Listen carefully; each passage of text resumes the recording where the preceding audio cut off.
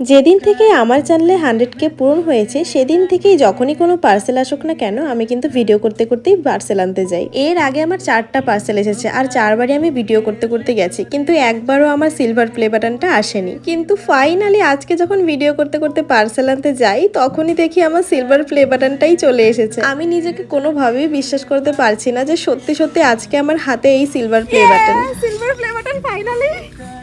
Thank you সবাইকে।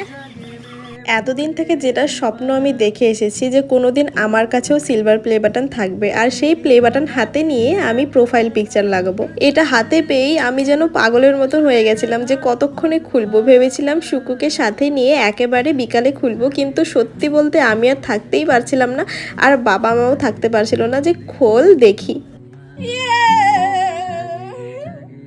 সত্যি এটা আজকে আমার কাছে স্বপ্নের মতো। এই 100K হওয়ার পিছনে অনেক বড় স্টোরি আছে। আমি যে কতটা কি করেছি এটার জন্য সেটা শুধুমাত্র আমিই জানি। 15 দিন থেকে আমি বাবা মাকে বলেই যাচ্ছি আমার সিলভার প্লে বাটন আসবে আসবে, এটা শুনেই তারা বুঝে গেছে যে এটা কোনো মূল্যবান জিনিসই হবে, এটা সবার কাছে থাকে না।